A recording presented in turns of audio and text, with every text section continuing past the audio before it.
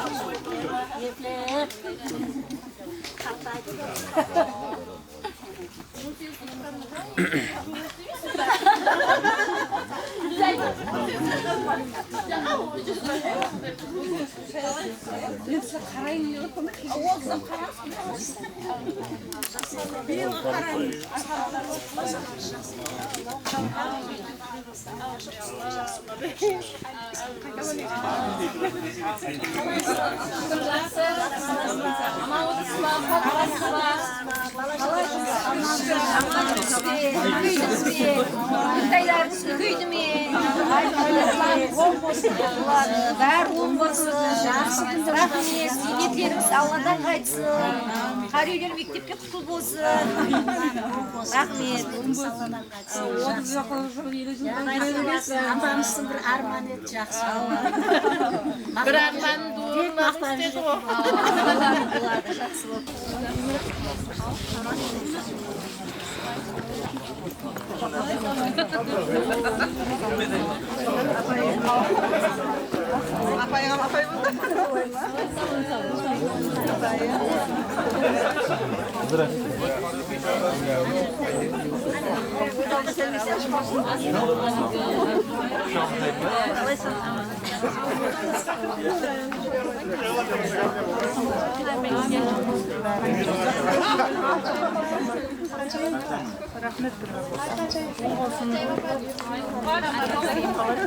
Kınağın kırık kaçıyorsun şimdi. Kamera alsın onu. Al 20 жылдық 10 болсын дегендер бір қол шапалақты ұрып жіберіңдер.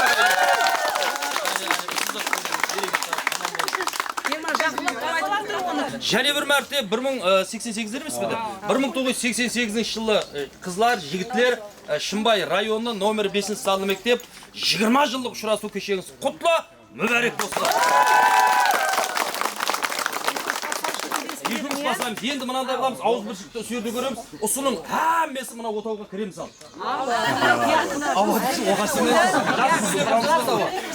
Пәтиясын алып, одан кейін классқа кетеміз ал. Сазлар. Осы жерде бір айтпақшыман, біздің мектебіміз бұл райондағы ең орны біреулі мектептің бірі. Жасы көлеміз берді, Шымбай районында өзі 4 мектеп болған. Сол 4 мектептің бірі бұрынғы Карл Маркс мектебі. Бұл жерден қанша-қанша ынсалар шыққан, қанша-қанша ұстазларымыз бар. Яғни кебелік макан дейміздер біз хақиқаттан. Қала берді Қарақалпақтың символы сипатында тұрыпты мінекей. Сіз сауға еткен отауыңыз там Қарақалпақтың нағыз өзінің климатына сай болған бұжым-телеклері. Бұл біреу-біреуіне сән беріп тұрыпты. Осы мектеп үшін еткен зейнетіңіз, сауғаңыз сіздерге Алладан зияты менен қайтсын. Сауабы, шарапаты тек сізге емес, сіздің шаңырағыңызға, перзенттеріңізге кетсін. Және бір мәрте мен рахмет айтаман, енді соңырағым айтылады дегенменен бұжымның астында, отаудың жанында айтқан алғыс, мінетташылық өз алдына болады. Сол жәмәтінің атынан, өзімнің атынан үлкен мінетташылық білдіремін, әсіресе организатор жігіттерге, шыңғыспен Қайрат күнде келеді. Оны қолдап қотылған сіздерге де рахмет. Қызлардың күйеулеріне, жігіттердің келілерге барлығына да рахмет. Енді бәрі біздің жас екеніміз, ұстаздарымыз, ветераларымыз тұрыпты. Бұлар сол отауға кіріп, осы жерде бір кіріп-шығып болып сіздерге пәтиясын берсін. Алғыс алма. Алтын алма, алғыс ал дейді. Алғыс алтын емес пе, дуа емес пе дейді. Сондай қаншайған мархамат. Кәмелет атты.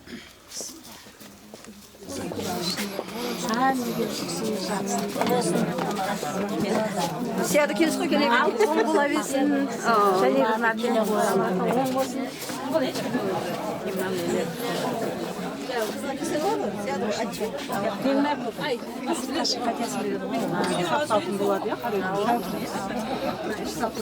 Неге біреуіңіз айтып жібере берің, апа? Кәмелет айта ғой. Қарақалпақша мінекейінде тұрсыз, қашып айтады ғой. Assalomu alaykum, hurmatli No'g'ri 5-maktabning jamoati birinchidan. Qolaversa, so'mni 2006-yil bitirib o'tgan jas navqiron qiz-yigitlarimiz. Meniki mana bugun 20 yil uchrashuvga kelib o'tirsiz. 20 yillik yubileyingiz o'ng bo'lsin, qutlu muborak bo'lsin. So'jan aytib o'tibdi, yuragimda yo'ti var, yoshi var, o'ti var, yoshi var yigit qizlar bular. Meniki rahmat. Meniki necha vaqtdan beri maktabimizga meniki akelgan sovg'asi, ziynati, Tamara meniki shu arzu armoni degandek milliy Qoraqalpoqning shu aytib o'tibdi. O'tov, mene o'tov shunday hammamiz turibmiz. Meniki qutlu muborak bo'lsin shu akelgan sovg'alaringiz. Bir umr mangilik yodda qoladi. Keyingi yoshlarga ham meniki ulgu bo'lsin bular. Davom etaversin shunday. Bəride so hech kim uchun emas, maktab uchun, jamoat uchun, o'qigan ulug' dargoyingiz uchun, so xalq uchun, rayonimizning barliq maktablarining avroyi, meniki so shunday mard yigitlarni tarbiyalab, o'qitgan ustozlarga ko'p-ko'p rahmat. Qolaversa, meniki so ustozim meniki 5-klassdan boshlab tarbiyalab o'sirgan Qanchayim apasi, Tamara apasi, meniki usulning boshchisi deb atiribdi, territoriyaning deb, meniki so 5-maktabning maktab bo'lunda үлес qo'sib, Abrayn Artuda үлес qo'sgan kasblesimiz. Bizlarga shu bayag'i birga izlesgan kasblesimiz, qatarimiz shu Tamara. Shu rahmat, jug'urib jo'rtib shunday ko'p meniki narsalar cho'rkimlashtirib o'tirsiz. Qolaversa, shu yosh qizlarimizning ota-onalari, meniki qo'llab-quvvatlovchilari, qizlarning kuyovlari deb o'tirsang, durust narsa, yigitlarning juftlari, ayellari deb o'tirsiz. Solar hammasi aq ko'kragin kevlin açmaganda bu narsa bo'lmaydi. Bari avzbirchilikning, so'meneki birlikning, qiziquvchilikning, intaliqning asrasi meni apchaq shag'aladay bo'lib turgan balalarimizning neki kevlini bersin. Neki solar shug'ulib jo'rdik niyatning natijasini ko'rib o'tirmiz. Rahmat.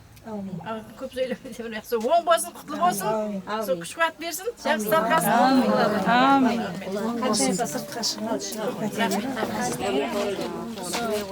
88 жылы оқушыларым hammasi жыланып, hammasi bir appak ko'ylek, appak неше қара шалбарларда балаларым, қыздарым очень жүріп деген Құдайым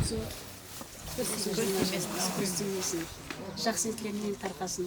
Сонына мектепке беріп атырған сауғаларыңыз оң болсын, кеуілеріңізге берсін. Әм уақытта жақсы етлер оң болсын. Бала-шағаларыңыздың әратлерін көрін. Сол жұқтыларыңызбен тем тұрып, тем қартайын. Сіздер әм сол жақсы етлерді ұсындай сол балаларыңыздың ұсындай несінде қуанып жүру несі бетпен. Енді ұсыны шөлкеместірілген балалар бар, қошы болған балалар бар, қызлар бар. Әмеңізге рахмет. Минетлеріңіз Алладан қайтсын әмі уақытларда. Тамара сізге де рахмет. Сол жақсы ниеттеріңіз көп болсын. Балаларым алдында аман болғайсыңдар. Жақсы ниеттеріңіз көп болсын. Керім Гүлай апа. Шыдай алмай тұрғанда олма. Аяғы кірттай уақытында еді. Қазір енді өзіме теңескен балалар, қызлар. Олады рахмет. Қызметлеріңіз әмеңіз Алладан қайтсын. Екесі болып қайтсын Құдайым. Балаларыңызға тейсін жақсы ниеттері. Әмі уақытта аман жүрген алдында. Сол қадемлеріңіз құтыл қадемлеріңіз. Ертең балаларыңыз, қыздарыңыз айтып жүреді мінекей.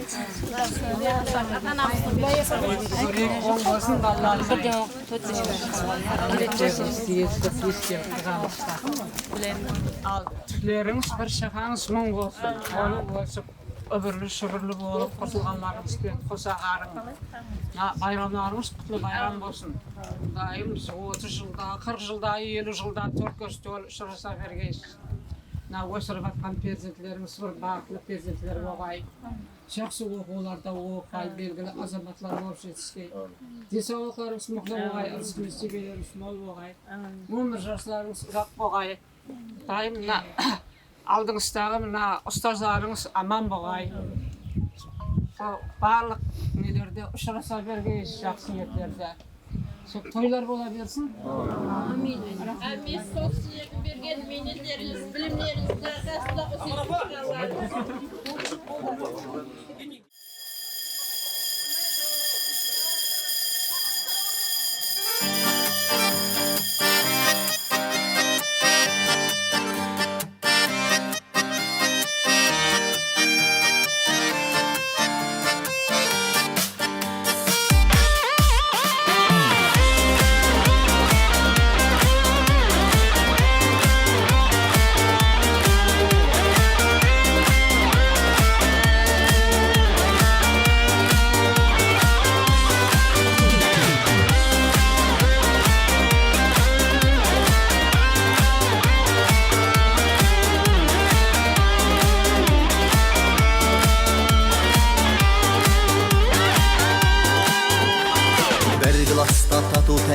сыйып өскенбіз, бір сыныптан бір сыныпқа бірге көшкенбіз.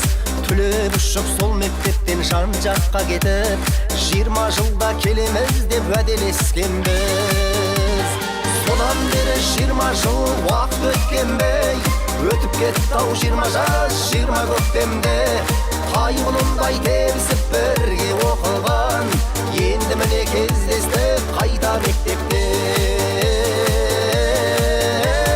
Содан бері 20 жыл уақыт өткенбей, өтіп кетті-ау 20 жас 20 көктемде.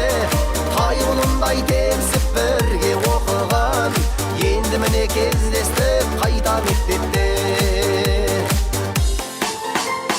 Еске алысып әңгіме қып бала күндерді, класс болып қыдырған айлы түндерді.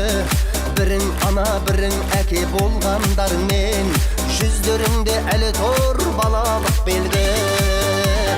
Содан бері 20 жыл уақыт өткенбей, өтіп кетті-ау 20 жас 20 көктемде. Қайғылындай тебісіп бірге оқыған, енді міне кездестік қайта мектепте. Содан бері 20 жыл уақыт өткенбей, өтіп кетті-ау 20 жас 20 көктемде. Қайғылындай тебісіп бірге оқыған, енді міне кездестік қайта мектепте.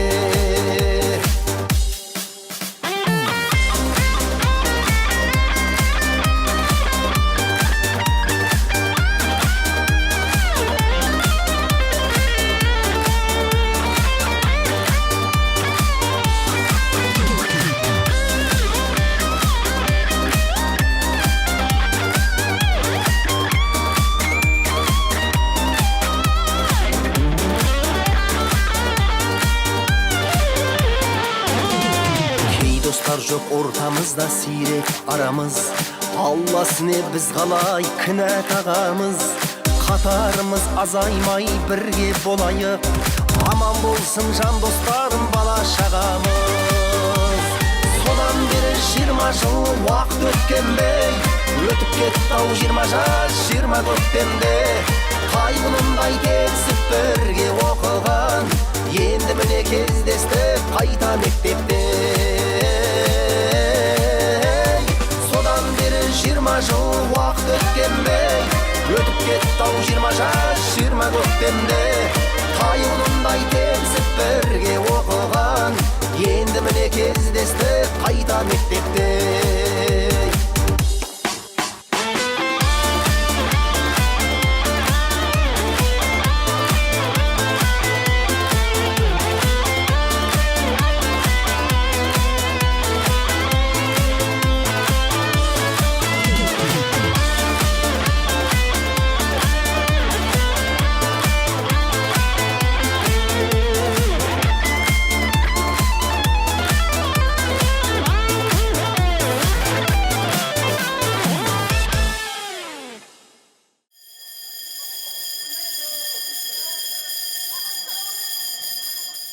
Және бір мәрте ассаламу алейкум Мұстақыл Өзбекстанымның құяшлы Қарақалпағымның зәбердес қалқы 5 қаланың бірі тарихи қала Шымбай қаласы номері 5 салынды мектеп 1988 жылы туылған жігіт қызлардың 20 жылдық ұшырасу кешесіне қош келіпсіздер. Осы Шымбай қаласындағы номері 5 салынды мектептің 20 жылдық ұшырасу кешесінің басқару біздер Манас екеуміздің шегімізге түскен екен. Қолымыздан келгенше сіздердің қызметіңізде боламыз. Бісмілладан бір затта қуанып отырман. Бірінші нәубетте кешегі құрбан айты мұсылман халқының құрбан айт байрамы бәршемізге қабыл болсын, ниетлеріміз хасыл болсын. Құда қаласа сондай байрамнан байрамға жақсы күнге жете берейік. Және бір нәрсеге қаттыға қуанып отырмыз. Азаннан баслап, мәселен ұстазларға 9-да деп айтқансыз ғой, өздеріңіз 10-да келдіңіз ғой, рахмет береке табың. Бірақ сонда да 9-да келіп ұстазлар үсейтіп отырғанына менің балаларым, менің шәкірттерім, менің қанатларым деп отырған ұстазларға өз алдына қол шабалақлар керек. Енді бүгінгі 20 жылдық ұшырасу кешесін баслап беру үшін, ашып беру үшін бәрібір сол әрбір үйдің, шаңырақтың өзінің басшысы болады. Соның үшін бүгінгі 20 жылдық ұшырасу кешесін бастап беру үшін қазіргі мәуіртте осы мектебіміздің директоры Палуанязова Тамара ұстаздан бір жақсы тілектерді, ниеттерді қабыл алсақ. Ассаламу алейкум.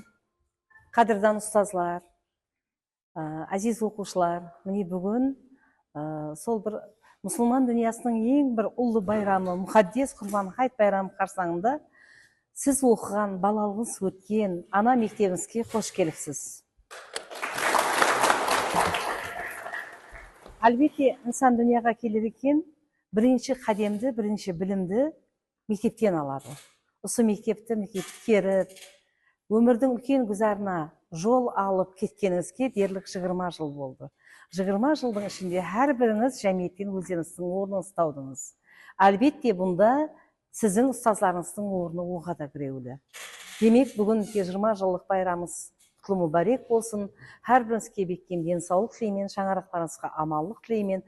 Хақиқаттан да біз күткен, сіздің ата-анаңыз күткен, хақиқи елдің азамат қызлары, азамат жігітлері болып жетілсіңіз. Әлбетте, біз бұннан бақытлымыз. Мінекей дерлік мектебіміз туралы айтатұғын болсақ, бүгінгі күнде Шымбай районында 50 мектеп болса, сіздің оқыған мектебіңіздің орны оға да біреулі мектептердің бірі саналады. Біз әрдайым сол оқушымызбенен мақтанамыз, табыстарымызды бірге бөліскіміз келеді. Өткен оқу жылында мектебімізде 26 оқушы біткеріп, соның 23 оқушымыз жоғарғы оқу орнына кірді. Биыл және 26 оқушы біткеру алдында тұрыпты, бірақ біз үшін үлкен бір жаңалық болды, жақсы жаңалық. Яғни бір уақытларында оның да әкесі осы мектепте оқып біткерген Наурызымбетов Мақсет деген оқушымыз бар еді, 86 жылғы білесіз. Соның перзенті Бақтиярова Шахноза өзінің теңдестері арасында мүддетінен алдын 100%-лік грант тикарында Малайзия мемлекетінің Альфа университетіне кіру бақытына миясар болды. Біз бұл үшін әлбетте қуаныштымыз. Солай екен, сіздің де тәрбиелеп отырған перзенттеріңіз сіздерден де бақытлы болсын дегім келеді. Бүгін мектебіңізді, ұстазларыңызды сыйлап келгендеріңіз үшін жеке өзімнің атымнан, мектеп жәмәті атынан үлкен миннеташылық білдіремін. Және де соны қоса айтқым келеді. Биылғы сол 20 жылдық біткеруші оқушыларымыздың баршасының біз үшін Қарақалпақ халқының бір милли тымсалы сипатында біз әлбетте қара үйді, отауды түсінеміз. Міне осындай мектебімізге отау тікілеп бергеніңіз үшін және бір мәрте шын жүректен миннеташылық білдіремін. Ілайым өздеріңіздің де отауыңыз биік болсын, керегелеріңіз кең болсын, перзенттеріңіз бақытлы инсанлар болсын. Бүгінгі ана мектеп үшін, ұстаз үшін кеткен әрбір ниетіңіз Алла дәргайында қабыл болып, ол сіздерге зияда болсын. Сауабы шарапаты тек өзіңізге емес, бәлкі сіздің шаңырағыңызға, перзенттеріңізге, туған туысқандарыңызға тисін. Баршаңыз және бір мәрте бүгінгі байрам құтлы мүбәрек болсын. Құрбан хайт байрамы да баршаңызге құтлы болсын. Рахмет сізге. Енді Тамара апа қалай ол жақсы сөйлейді деп хайран қылып болсаңыз, мектеп директор болмастан алдын Қарақалпақстан телерадио компаниясының басшылығы болғаны дейді. Мынау журналист өзі сөйлей алмайды ғой тағы. Рахмет. Сол шығарау дедім, ол мүмкін емес. Не деген мынау интонация, не деген. Рахмет Тамара апа, ұстаз айтқан тілектер, ниеттері баршасы қабыл болсын. Мен бір нәрсені осы ұстазлардың көзінше, сіздердің көзінше бір Алланың алдында айтқым келеді. Құда қаласа міне шәкіртлеріңіз, ұстазлар биыл Алла бұйырып 20 жылдық ұшырасу кешесін беріп жатыр ғой. Құда қаласа 30 жылдық, 40 жылдық, 50 жылдық, 60 жылдық, 70 жылдық менің қалтамнан шығып жатқан жоқ қой. 80, 90, 100 жылдықларда да ұшырасу несіп ете берсін Құда қаласа. Сол 60-70 жылдықларда да ешкім еш жаққа кетіп қалмай, Құда қаласа, яқшы ма ұстазлар, ешкім еш жаққа кетіп қалмай, Құда қаласа, осылардың тойында бірге тойлау несіп етсін, адамдар айтсын, өсек қысын. Астауфырла, мына 5-ші сынып мектептің мұғалімдерін, оқушыларын 88-лерді Құдай ұмытып кетпеді ме, елі жасап жатыр ғой десін, ауа. Өсек қысын, сол күндерде де өсейтіп төртке түгел кездесу бәрімізге несіп ете берсін. Әумин дегілер, қол шапалақ. Енді жаңа Тамара апамның сөзінен кейін, лекциясынан кейін бір өзіме бір еш келді. Менің бір мақтанды демең бір кіттай қағазы бар. қағаз қаралайтын жерім бар еді, бағана сіздер анақта съемка істеп жатқан кезде осы мектеп туралы бір екі ауыз бір қосық жазып ем, сіздердің құрметіңізге. О, мектептің қадірін сіздер білесіз, ұстаздар, сіздер қатты жақсы білесіз. Мектеп өмір деген зулап ағып өтпекте, ұл қызымыз ізімізге жетпекте, кеше ғой 7 жаста тісілерім түсіп, бірінші рет барып едік мектепке. Шала ұғып мұғалімнің гәплерін, әрре-тәрре жазылдығы әріплерім, бәрі сыйған нахам папка ішінде, ручкам болса сыймай қалды дәптерім дейді. Үшінші көпілетінам жазып атырым, мына бірің сөйлеп, бұл ешімді бұл жібер. Кешегі 20 жылдықтан соғысы жазып еді. Құдайдан тапқайсың. Рахмет. Енді біздер енді жігітлер менен қызлар менен ойласқан халда бір осы мектептегі 20 жылдық ұшырасу кешесінің азма сценарийін түзіп қойыппыз.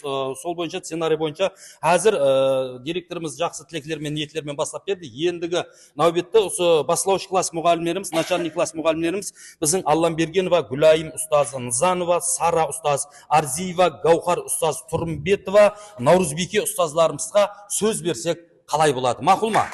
Начальник класс. Мен Hürmetli ustazlar, hürmetli оқушыларым, мінекей. Емін орасында 20 жылдық болып кетті, 20 жыл өтіп мектебімізден деп. Енді мектебімізді көріп жатырмыз, солай емес пе? Әмде оқушыларымыз мектебімізді көріп жатырмыз. Бұрынғыдан басқаша ғой деп хайран қалып жатқан шығарсыздар. Өзімде пенсияға шыққаныма 3 жыл болды, мен мектептерімді аралап отырып, теректер өсіп кеткен, 3 жылдың ішінде. Өсіп кеткен теректер, егіліп кеткен, өзімнен хайран қалып отырмын. Мінекей, мысалы үшін, біздер бұрынғыны салыстыра береміз, бұрынғыны қойсаңа дейсіз, сіздер көбіңіз. Бұрынғыда шелерді уақытында ондай болып еді, бұндай болып еді десең, шелерді уақытыңызды қойсаңыз дейді азыр қыздар. Балаларыма менің ақыл-тарым бар, оларам айтады, шелерді уақытыңызды қойса дейді. Арасында да қанша, мысалы үшін, хажетханаларды көрсе, қоллары жуып нелер тұрды, әммесін. Енді әммесін істетіп атыпты. Бұның істеткеніне рахмет, істегеніне де рахмет. Енді соларды дұрыс сақлаған үшін мұғалімдер коллективіне рахмет айтамын. Бұзбай, сындырмай, оқушыларға сондай түсіндіріп, мысалы үйіміздегі затларды түсіндіріп жатыр, балаларымыз үйімізде отыра алмайды, сындырып кетеді бұл нәрсені. Сонша балаға қырғызып, әмбесін сындырмай сақлап отқанына, келгі сақлап отқанларға мектептің коллективіне мың рахмет айтамын мен. Оқушыларымыз бар, мысалы үшін, әммеміз енді әзір тәрбияшымыз, әммемізді құда қылышы, балаларымыз бар шығар, балаларымыз келген ақыларында, мысалы үшін, мектепке жеке жүрген ақыларында, балаларымыз тыныш жүрін. Сіздер де тәрбияшысыз, сіздер де мұғалімсіз, өздеріңіздің балаларыңыз үшін мұғалімсіз. Балаларыңыздың жақсы болған қалайсыз, әммеңіз де балаларыңыздың жақсы болғанды қалайсыз. Әммеңіздің балаларыңыздың жоғары оқу орнына кіруін қалайсыз. Соны қалеген болсаңыз, мұғалімдерге азғандай жәрдем берің, ата-аналар. Жәрдем берің, балаларыңызды үйретің, жәрдем берің, тәртіпті болың деп айтың. Мұғалімдер еш уақытта балаларға жаман сөз айтпайды, жаман бол деп айтпайды, ұрлықшы деп айтпайды мұғалім. Еш уақытта айту мүмкін емес, мен айтқанын естідім осы уақытта. Жақсы бол, тыныш жүр, үлкендерге сәлем бер, үлкендерге орынды бер, үлкен адамдардың алдынан кесіп өтпе, үлкен адамдардың бетінен алма деп сондай нәрселерді үйретеді. Енді сіздер де ата-аналарса соны мен мұғалім болған үшін көп нәрсе сөйлеп кете беремін, соны қысқартайын яқшы. Мен айтқанлардың әмбесін балаларыңызға үйретерсіз, балаларыңыз алдыңызда бақытты болсын. Солардың қызығын сіздер көруіңіз сіздер несіп етсін. Біздерге де солардың көруін, 20 жылдық көру, 30 жылдығын көру несіп еткен құдайым Аллам. Әммеңіз бақытты болың. Шыны шөкендестірген жігітлердің әмбесіне рахмет айтамын. Сау болың, әммеңіз аман болың Аллам. 20 жылдық тағым арты құтылы болсын. Рахмет ұстаз, жақсы тілектерді айтып жатыр ғой, мектепте мұғалімдердің айтатын дұрыс, ұрлық істеме деп жатыр, және бұл затты барлығын біздерге үйретеді ғой. Кеше интернетте көріп жатырсыз, мұғалімдерге қол көтеріп жатқан жағдайлар болып жатыр. Құдай сақлағай, біздердің уақытымызда ондай заттар болған жоқ. Мұғалім ұрса, үйге барып айтуға қорқатын ек. Неге ұрды деп біздер қайттан ұратын еді әке-шешеміз. Өзіне шығар айып деп. Қазір заман өзгеріп кеткен, енді сондан бірақ енді ұстаздар алдымызда аман болсын, ұстаздарға күш-қуат тілейміз, шаршамасын. Кеше мектепте бір қызық оқиға болды, 20 жыл басқарып жатсақ, бір бала айтып жатыр, енді қайсы түзеп бала екен өзім. Сен пәленше адам болмайсаң деп беретін ғой мұғалім деді, сөйтіп мұғалімге айтып жатыр. Не қылдың, адам болдың ба деді. Құдайға шүкір, адам болдым ау деді. Үйлендің бе деді. Яқ деп еді, онда ел адам болмаған екенсің. Мұғалімдер сондай тіл байлығы күшті мұғалімдер болады. Көбінше жазушылыққа, шайырлыққа қызығады. Мұғалімдерімізге күш қуат дейміз, шаршамақ мұғалімдер. Ұстаздар алдымызда аман болың. Ұстаздарға қол шапалақлар. Ал, енді марқұм сөйлесіп жатқан кезде класс басшылардан онда Гүлайым ұстаз, Сара ұстаз, Гаухар ұстаз, Наурызбеке ұстазларға бір жақсы тілектерді, ниеттерді қабыл алсақ, ә?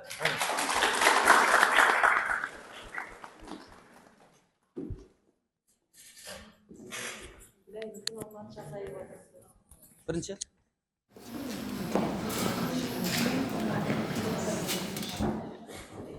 Ассаламу алейкум, құрметті ұстазлар, һәм оқушылар, қалайсыздар, қош келіпсіз.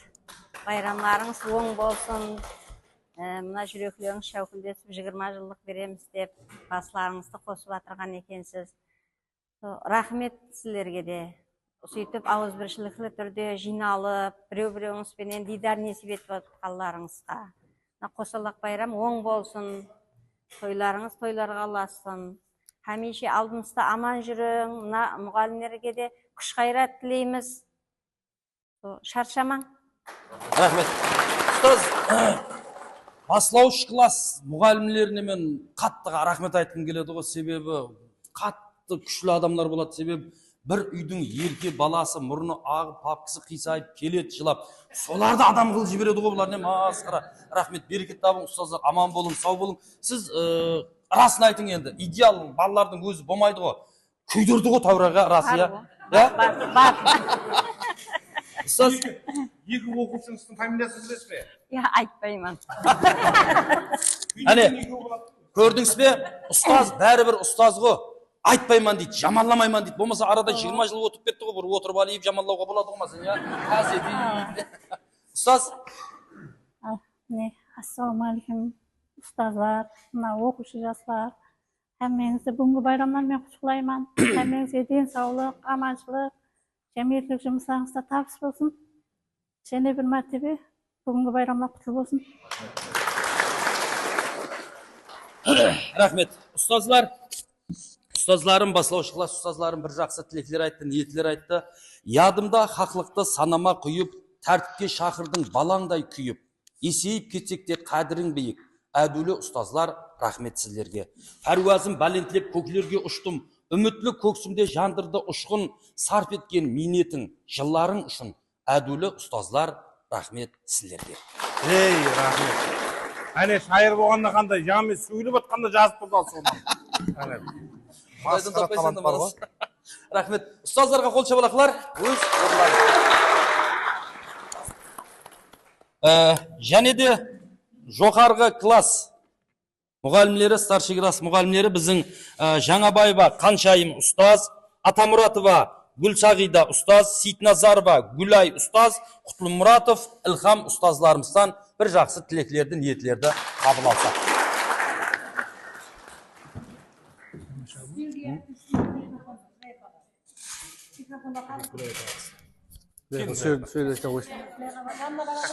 Қасына бара ғой. Қанат берім айланат кезіп. Микрофон тағып. Айтып. Күләйіп ай. Ұлларым, қызларым, 20 жылдық ұшырасуыңыз құтлы болғай. Байрамларыңыз байрамларға ұлассын. Дайым со 30 жыл, 40 жыл, 50 жыл, 60 жыл, дайым 70 жыл дегендерде де со 100-ге дейін со 4 көз төл ұшыраса берсін. Түптері бір шақасы мұң болып, дайым со өніп өсіп, қосылғаларымен қоса қарсын. Өсіріп атқан перзентлері бақытlı перзентлер болсын. Жақсы оқуларда оқысын. Белгілі азаматтар болып жетсін. Ата-анасын бір қуандырғандай перзентлер болсын. Өзлері де бақытlı шаңырақ болсын. Сол өмір жас берсін, денсаулық берсін, мол ырысқы несібе берсін. Құдайым сол кейінгі тойларында да сол 4 көз тұғыл ұшыраса берсін. Соған тілеклеспен. Рахмет, Гүлай ұстаз, айтқан тілектер, ниеттер қабыл болсын. Көрдіңіздер, расын айтамын, бірақ Гүлай ұстаздың сол ағаш ұстауына да сіздер тәурақ үлесіңізді қостыңыз сол уақытында, бірақ не жасырмаймыз. Рахмет, ұстаз бәрібір айтпайды. Рахмет ұстаз, аман болың, сау болың. Құда қаласа, Алла бұйырса, осылардың жақсы күн, жақсы ниеттерінде төрт көз түгел кездесу бәрімізге нәсіп ете берсін. Ұстазларға қол шапалақлар. Илхама? На русском. Можно на русском. Так. Еще раз здравствуйте, дорогие мои ученики, дорогие мои учителя наши. Быстро пролетело время. 20 лет, как один миг пролетел время. Для учителей что самое главное? Самое главное, что вы живы, здоровы и вот так процветаете. Это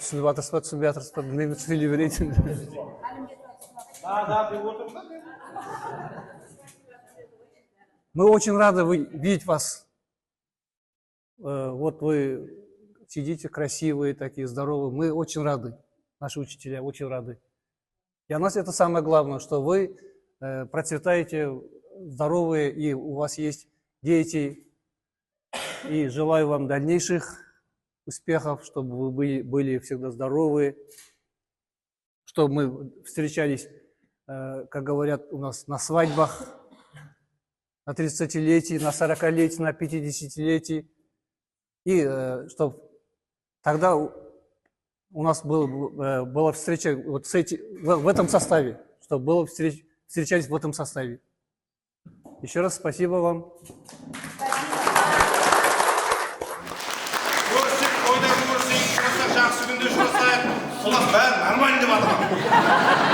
Аплодисменты Илхам Мұратұлы.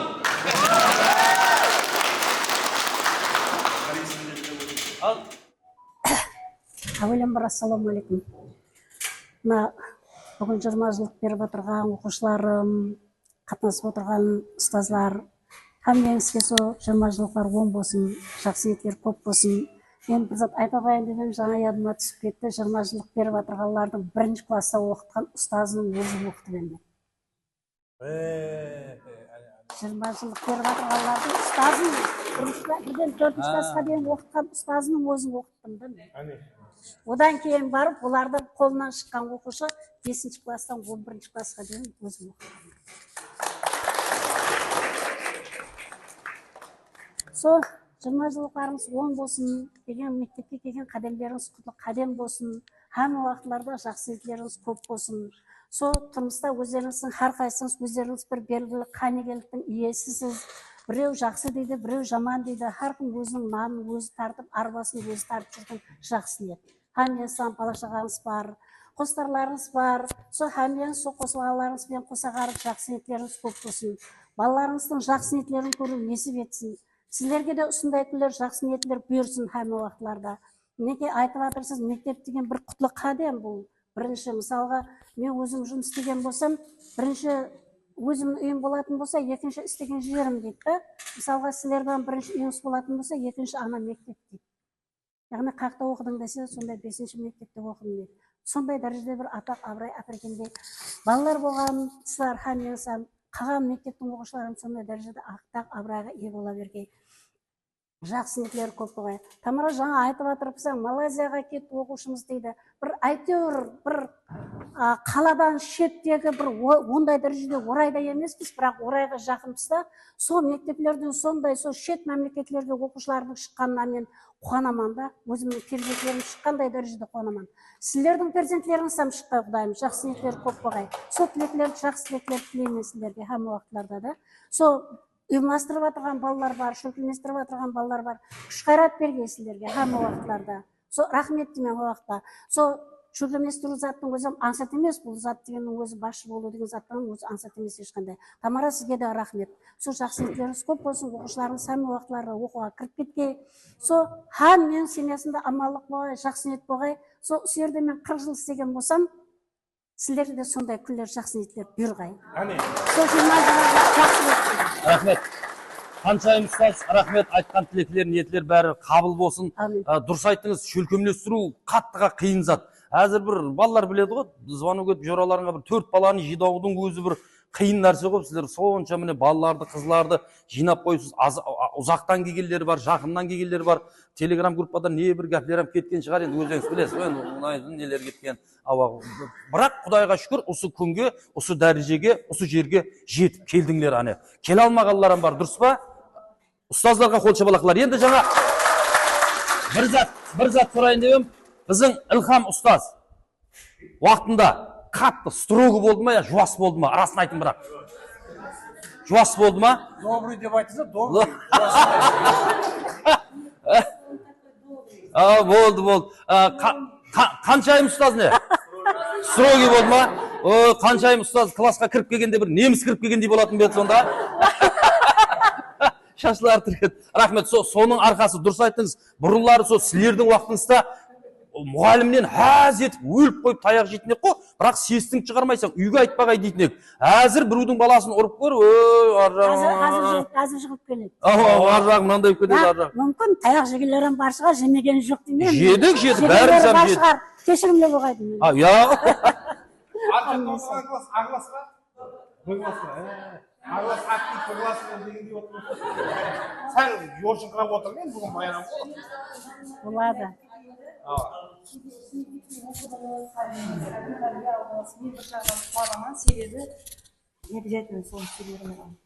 Себебі бұл жерде әзір бүгінгі күнде біздің мен сіздің класстасыңыз, кәсіптес оқушымыз.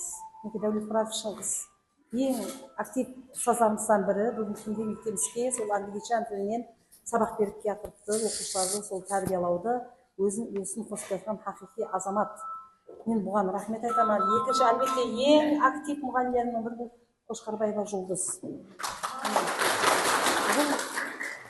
Өзі жүргізуші болып кетеді, сабағынан өтеді, документацияға оны бәрі жоқ. Демек, ұстаздардан алған білімін бүгінгі күнде сіздің перзенттеріңізді тәрбиелауға өзінің үлесін қосып жатыр. Енді және бір нысанды айтып кетемін, Шарапатқа да үлкен рахмет айтамын. Себебі Шарапаттың өмірлік жолдасы бүгінгі күнде бүткіл коллективтің тағдырын шешіп отырған 5 сынып мектептің менеджері, өзінің компьютермен әміне вазифаларды өзінің уақытында атқарып жатырған инсан. Демек, хақиқаттан да бүгінгі күнде сіздің араңыздан шыққан оқушылардан біздің кәсіптесіміздің болуы бұл біздердің бақытымыз саналады. Сол үшін әлбетте бұл ұстаздарына да мен рахмет айтып қойдым.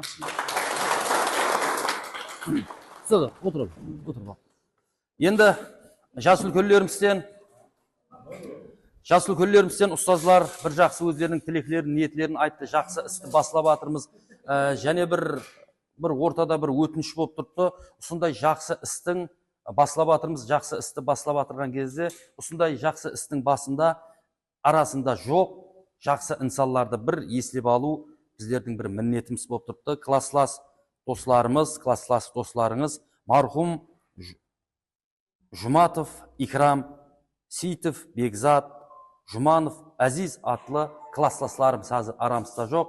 Жатқан жері жәннеттен болсын, торпақлары торқа болсын, рухлары шат болып төбемізден біздің кластың балалары, біздің кластың қызлары деп бүгін рухлары шат болып жатқан шығар. Жатқан жерлері жәннеттен болсын, қалған жағы жақсы тойлар болсын.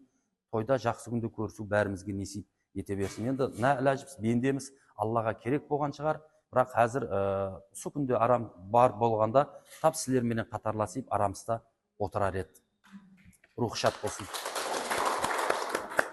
Енді ұстазлар мынандай қылсақ, бір кіттай бүгінгі 20 жылдық ұшырасу кешесінде аз-маз бір өзгеріс кіртсек, ұстазлар, тек ұстазлар сілерге жақсы тілеклер айтып жатыр, ұстазлар сілерге жақсы ниетлер айтып жатыр, ұстазлар сілерге берекет тапсын айтып пәтиясын білдіріп жатыр. Тек ұстазлардан емес, сол арамыздағы жігіт қызлардан 20 жылдық юбилей тойын беріп жатқан жігіт қызлардан бір екі жігіт, екі қыз шығып, ұстазларға, қала бердік достарға бір жақсы өзінің рахметін, міннеттаршылығын қабылдасақ. Мақұл ма? Әр класста, мәселен, сіздерден бір жігіт, бір қыз шықсын, сіздерден бір жігіт, бір қыз шығып, келін, жігітлер, қызлар, әр класстан бір қыз, бір жігіт.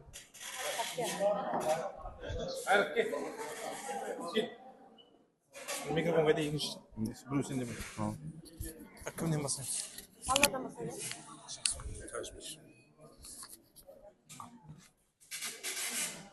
Ассаламу алейкум. Hürmetli ұстазлар, қадірлі класстас достары һәм имамларымыз. Бүгін біз үшін бір өзгеше күн, себебі мектеп бітіргенімізге 20 жыл толып қалыпты деймін аға. Сарыағаш 20 жыл уақыттан кейін өзіміздің сол алтын дәргайымызда ұшырасып жатырмыз. Әммеге оң болсын айтамын. Әуелен бар ұстаздарымызға рахмет айтқым келеді. Себебі бізге тек қана тәлім беріп қоймастан, тәрбияны өмірде өз жолымызды тауып кетуге, ақ қана араны ажыратуымызға сол өздерінің үлесін қосып жатырды. Сол үшін рахмет айтқым келеді. Достарымызға мінекей жиналып отырыпты. Әр жерде әркім өзінің жолын тауып кетті. Несібесі әр жерге шашылған қыздарымыз мінекей бүгін жиналып отырыпты. Әммесіне рахмет айтқым келеді. Бүгін әммемізді жинағанның себебі бұл жерде біздердің орталық мектебіміз. Мектебіміз үшін жиналып жатырмыз. Балалығымыз. Сон әммесі біздер үшін орталық. Сол оң бола берсін 20 жылымыз. Ұстаздарымыз өз алдына рахмет сіздерге. Әрдайым Құда қаласа, сондай бір ендігі 30-40 бағана Тәңірбек ағамыз айтқанымыздай, сол әммеміз тобымыз жазылмай 4 көзге қатынаса бергейміз. Мектебімізге де сол алтын дәргайымыздың ендігі жағында да келетұғын өзімізде інілеріміз бар. Балаларымыз Құда қаласа 20 жылдық бір мәртебелі балалар шыға бергей. Ел басқаратын азаматлар шыға бергей. Сол өзіміз давамлы ете бергей Құда қаласа. Байрамнан байрамға кетіп бергей. Әулен бар ассалаумағалейкум. Бүгін мінекей оқытушыларымызбен бірге оқушылардың бір ұшырасу кешесі бар. Сағынышлы ұшырасу кешесі. Әулен бар соныңменен әммеңізді құттықтаймын 20 жыл болғанымен. Және біз айтқым келіпті. Бұл заттың сол 20 жыл шөгілместірудің өзі январ айында басталды еді. Ең бірінші отырсыз. Ойласаңыз, январ айында. Сол күні әмме заттың ортаға қойып әмме зат мынандай бөлістіріп алып, сол кезде мектепке қандай подарок қоямыз деген уақытта мынандай бөлігінде қажет ажыратса, сөйтіп болып, сол затты бір қарайды шөгілместіріп берсек деген мақсатта сол жерде балалардың барлығы ойласылып еді. Сол затты әйтеуір өздеріміз ниетімізге жеттік. Құда қаласа балалардың, қыздардың ұсынысы болыпты. Мына 1920 жыл деп кеше мұратнаманың кезінде басталды. Себебі бұл мектептің өзі 1920 жылы пайдалануға тапсырылған екен. Соның үшін тарихи уақиғаменен бастайық деп кешегіде бастап еді мұратнама. Соның үшін бізде балалардың, қыздардың атынан ұсынысымыз сол беріліп жатқан қариды, подарок сыйфатында беріліп жатқан қариды ескі бұрыннан келатқан марқұм ұстазларымыз бар. Солардың бір өзінің пайдаланған заттарын керек болатын болса суреттерін жинап тұрып, өздеріміз соларға үлес қосамыз да қаласа жинасуға да. Соның үшін бір музей қылсақ деп ойлап едік. Сол мақсатта әрбір ойласып істеп едік.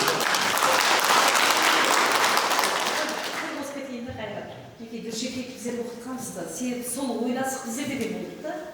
Біздердің оны сол қариды сыртын қақталды, мен бірақ өзім басшылық келген уақытында білесіздер, байрам тәртібінің барлығы әулиеде өтетін еді ғой, бірінші мәжілістен салынған заман деп мақсат қойғанмады, хақиқат ұстазға ерістік еді. Кейін мектептің музейшілігін істегенде менде уже мағлұматтар бар, шығыс бет уже көп мағлұматты жинап қойған да. Кейін Тұрғанбай бақсының жаңағы қобызын әкеп кетті да, баласы әкеп кетті. Солардың барлығын шыққан салаты қойып музей қыламыз деген ол менің бағана айтайын бірінші жаңағы қару еді, одан кейін газон и музей. Осы үш нәрсені пенсияға кетті, деп мені мақсат қойғанмын. И орынбасарлармен ойласып қашан мұғалімдерден айтқан жоқ, орынбасарлармен бұл мәселені көріп шығылған еді. Неге Қайратқа да рахмет осы жерде Қайрат әкімдерді қысқаша тоқтап өтпекшімен. Дүршекей Қайрат білесін, мектепте қайтып оқығаны білесін. Дербес Шымбай районында Қайрат мектеп бар. 100% оқушысы кіреді. Дерлікке 12 жыл уже 13 жыл бастап жатырды, бала тәрбиелеп даярлап жатырды, репетитор бір жағынан. Бір жағынан мұғалім. Хақиқат біз күткеннен де зияда азаматшылық болып, жетістік көз тимесін, бұдан мәртебе құрмет болсын. Мана сағат таңғалар айтып жатыр, таяқ ұстап жатыр ұстаздарымыз дейді. Соның үшін біздер сол ұстазларды азымыз қинаған шығармыз, білім берген уақытта үйрене алмай қинаған шығармыз да. Соның үшін бірінші кезекте ұстаздарымыздан үзір сұрағымыз келіп жатыр. Және бір жағынан кешірім сұрағымыз келіп жатыр. Және бір жағынан бұларға үлкен міндеттаршылық білдіргіміз келіп. Себебі қазір қарасаңыз мына кластың қыздары, балалары, әрбірі әртүрлі кәсіптің иесі, әрбірі әртүрлі өнердің иесі болып тұр. Соның үшін ұстаздар сіздерге үлкен мінетташылық білдіргіміз келіп тұр. Рахмет. Сіздер көз сүймесін Аллаға шүкір, өзіңіздің сол ауыз біршілігіңіздің барлығынан, бір-біріңізбен татулығыңыздың барлығынан, бұл Қарақалпақ аз біздер неше жылдан бері 20 жылдық, 30 жылдық, 40 жылдық басқарып жүрміз ғой, ешбір қарлығаш, ешбір оқушы өзінің ана мектебіне қару тапсырған жоқ. Рахмет, сіздер басқарыңыз.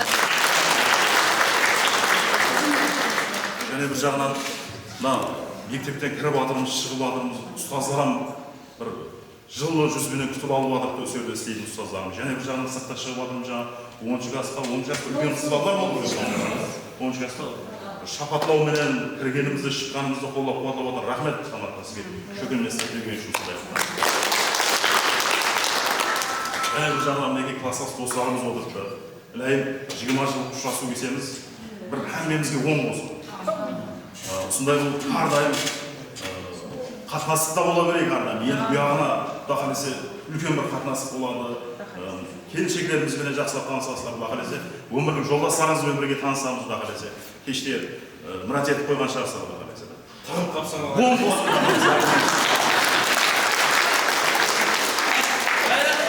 Және 3 минут сөйлегенде 4 сабақтың звонок болады. Ассалаумағалейкум, әуелем бар ұстазлар, hürmetli қызлар, жігіттер классымыздың бәріңізге кешегі болып өткен Хайт байрамы құтлы мүбәрәк болсын.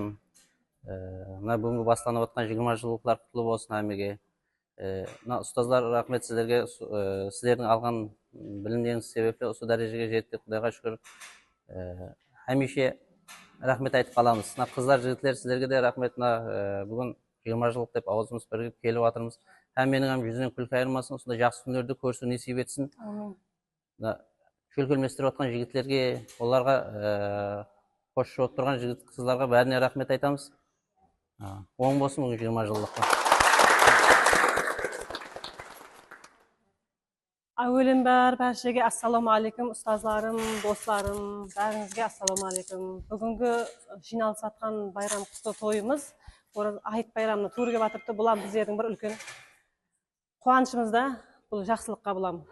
Жаңа Тамар апа алдынан рахмет, Наурызымбетова, мен не істеп жатсыз ғой, біздің сіңілім, уже ізіміз көрініп жатырды да, ізіміз көрініп жатыр, біздердің ізіміз уже перзенттеріміздей адамлар жоғары жаққа өріліп жатыр. Дұрыс, о дәрежеге жетпедік, бірақ альхамдулилля сіздердің арқаңызда жаман адам болмадық. Шүкір, мың қаржы шүкір. Әмеңізге рахмет. Бүгін таяқпен келіп жатсаңыз, мейлі таяқпен жүрің. Деніңіз сау, алдымызда аман болып, біздер қай уақытта келген жағдайымызда алдымызда аман болып, біздермен бірге өткеру сіздерге де несіп етсін. Көп рахмет. Берген тәрбияңыз, біліміңіз, жан жақлама біздерге үйреткен ақыл насихатыңыз, әммесіне разы боласыздар. Миннетдашылығым шексіз. Ассалаумағалейкум, hürmetli достар, ұстазларым. Әрбір перзент дүнияға келер екен, бірінші ата-анасынан тәрбие алады да. Енді ол өніп өсіп, 7 жасқа толғаннан кейін ұстазынан һәм тәрбие алады, һәм білім алады да. Соның ұшында мен қазір өзім сол мектепте Қарақалпақ тіл һәм әдебиет сабағынан беріп, оқытушылық жұмысымды давам еттірмектемен. Енді бұның үшін бірінші нәубетте сол Камил апаға рахмет айтпақшыман. Үлкен. Себебі бұл әдебиет сабағын жүда қызықлы өтер еді. Азыр мына 9 класстама бір қосып тиярладты. Әжене шайырдың ай әліп қосығын. Ай әліп кім ақ yüzіңдір айны алам ануари. Бебеліңдір дана-дана көзгенің шақлауали. Тетсіңдір дана-дана ләблеріңнің палларын. Сей сорып шиірін ләбіңнен опадырман әйпари. Жымжамалың көрмегенше заргырян зиуари деп. Сол уақытлары беріліп, жаңа әдебиет сабағын түсіндіріп, шайырлардың, шығармаларды жақсы өтеткен еді, соған қызығушылығым себеп болған шығар мүмкін. Одан кейін сол оқуға тапсырып, осындай ұстаз дәрежесіне жеттім. Одан кейін класс басшымыз Қаншайым апа, бұл да біздерді бақырды, шақырды, жаман болмасын деп ұрмайды ғой сұра. Осының дәрежесінде дайым, сондай ұстаз дәрежесіне жетіп жатырмыз. Ұлдаулетова бар, Ұлдаулетова рахмет сізге де көп. Дайым әмеңізге жүдә міннеттарман. Дайым өмір жасыңыз ұзақ болсын, денсаулығыңыз беккен болсын.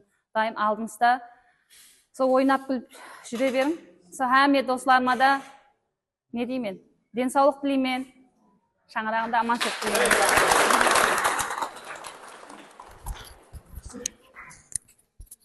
Рахмет, шәкіртлеріңіздің атынан осындай бір жақсы тілеклерді, ниетлерді қабыл аласыз.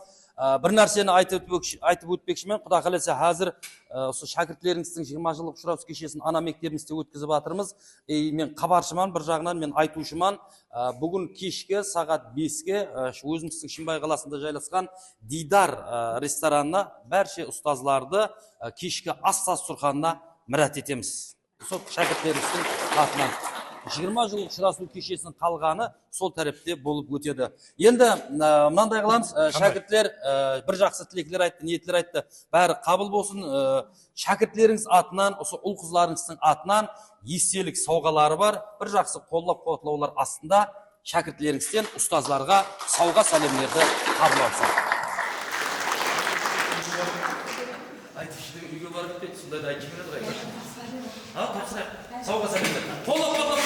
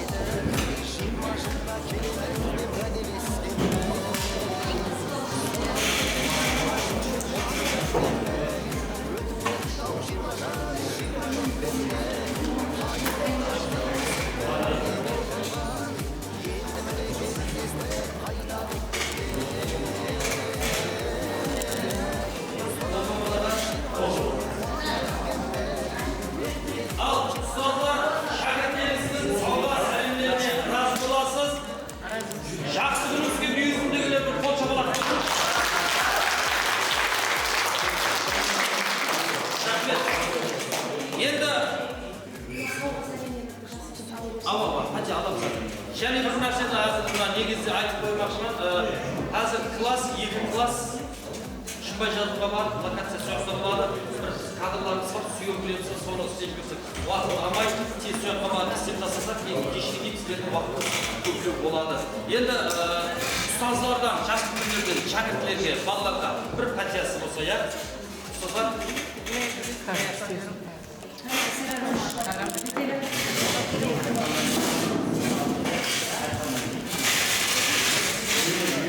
Ayman.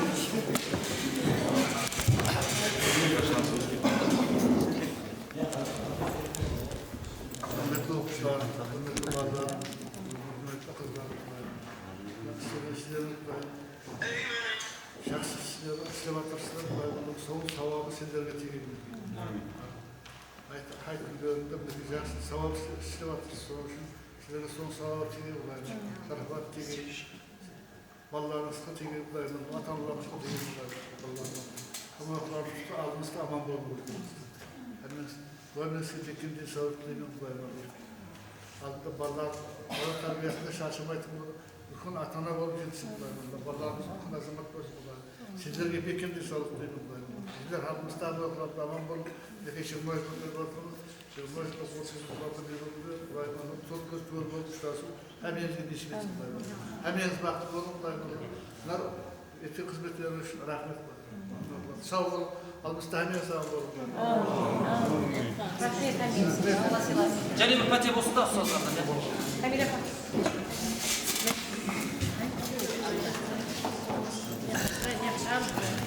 Құрметлі балаларым, Қызларым, коллегаларым, дайым өсіресің, өйістігіңіз бір шақаңыз мұң болсын.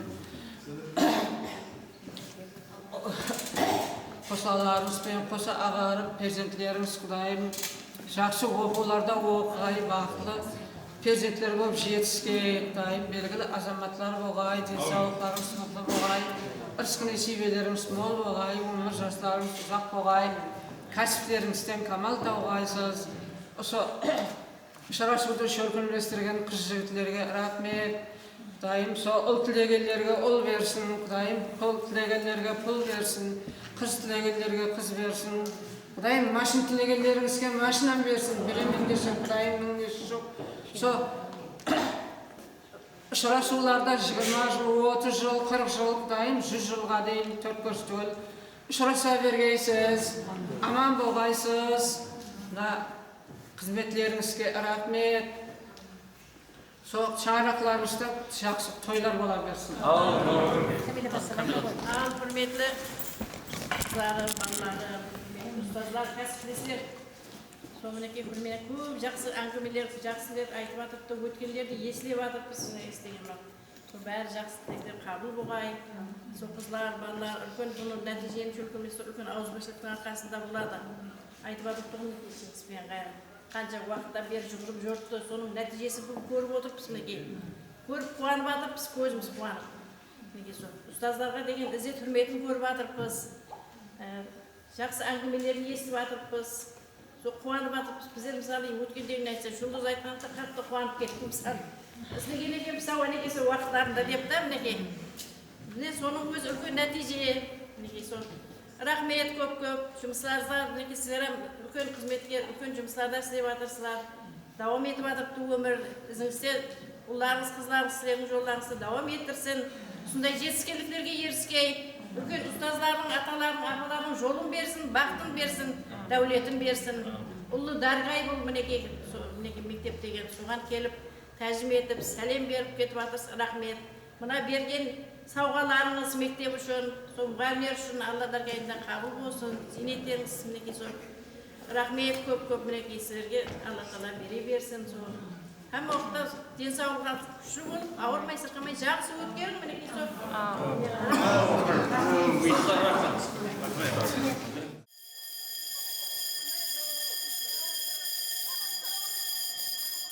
Ассалаумағалейкум, Пүткіл Қарақалпақ халқы бес қаланың бірі Шымбай қаласында келдік. Номері 5 салды мектеп 1988 жылы туылған жігіт қызлардың 20 жылдық ұшырасу кешесі болып жатыр. Енді ашыға 20 жылдық ұшырасу кешесінің нелері жүректен кешіп жатқанлар бір нелер қалай болып жатыр енді? Енді мына біздер январ айынан бастап даярландық қой. Балалардың бәрін бірге жинап, сол қайрат бар, шыңғыс бар. Ұлма, әмеміз ұлма сол 20 жыл үшін көп пісіп жанымыз жағып. Кешіресіз. Жүда бір жылап қатырып жатсың, сен басқарушы таматсың, саған айтып жатқам жоқ, мен айтып жатқам. Мархамат. 20 жылдық ұшырасу кешесі жүда бір ажайып болып жатыр. Шөкірмес өшілерге, қызметте жүрген жігіттердің бәріне рахмет айтамыз. Сол 20 жылдық байрам кешесіменен барлық достарымды құттықтап қаламын. Өздеріне зор денсаулық, жаңағына амандық, жұмыстарына табыстар тілеймін. Аумин. Сол біздерге тәрбие беріп, ағарып үйретіп, білім берген ұстаздарға да мың рахмет айтамын. Қызлардан? Міне біздердің көптен күткен асығып 20 жылдық байрамыз. Міне бүгін несібетті әмеге құрбан айт байрамында өргел батырды. Айтылармен әмең құттықтаймын. Білім берген құрметті ұстазларыма мың алғыс айтаман, шексіз миннеттармыз бәріне. Шүркемес тұрып отырған қыз жігітлерге, әсіресе басында тұрған жігітлерге көп-көп рахметтер айтаман. Байрамымыз құтты болсын. Байрамнан байрамға сөйтіп, аман есен ойнап көп жетіп жүре берген. Сіз қайсы класс? А класс па, Б класс? Б класс. Танымай қалған класслас достар болды ма? Бұл кім еді деген? Бәрін таныс, бір көруден. Рахмет, берекет табың. Шақырдым балалар, шақырдым жаңа. Сізге айтып отқам жоқ. Бұяққа берің. Мен сөйлемеймін. Сөйлейсіз. Кеттайшыдан өзім шақырман. Сіз бара берін. Талабын тісей бер. Әуелен бар әмеге ассаламалейкум. Неге бүгінгі 20 жылдық кешеміз әмме қыз жігітлер әмме азы жерде жиналып жатыр. Бәрі оң болсын. Рахмет. Неге күнімен ұстазларымыз көріп жатырмыз. Балалықта өскен мектеп, білім алған мектебімізде күнімен жүрдік. Ұстазларымызға әммесіне рахмет. Рахмет. Неге ұзақта болған қыздарымызға келе алмай қалған. Соларға мен ұзақта келе алмай қалды. Оларға оң болсын айтамыз. Амин. Бүгінгі 20 жыл кешемізді жақсы өткізу тілеспіз. Әмме оң болсын. Амин. Рахмет. Қыз балаға. Оң болсын 20 жылдық. Рахмет. Мінекей біздердің әрбір оқушы болып, әрбіріміз сабақта оқып, партада отырып, бірге сондай үлкен неге тілектеріңізге, нәтижелерге ерісуді тілеп, арман қылып, осындай қарлығаш ұшқан кездерімізді әммесін еселеп жатырмыз. Мінекей бүгінгі ұшырасқан 20 жылғымыз бәршемізге құтты болсын, оң болсын. Құда қалесе 20 жыл емес, 40 жыл, 50 жыл бағана айтысқандай ұшырасуларымыз көп бола берсін. Құда қалесе қатынасымыз мәңгі болсын. Әр біріміздің осындай кеуіліміз ақ пәк болып қатынасып жүре бергеніміз құдайым. Хәмеше жақсы көрлеріміз көп бола берсін. Амин. Басқа? Рахмет, жігітлер, қызлар, және бір мәрте 20 жылдық ұшырасу кеші бәршеңізге құтлы мүбәрек болсын. Басы болсын, жақсы ниет. Амин. Оң бола берсін.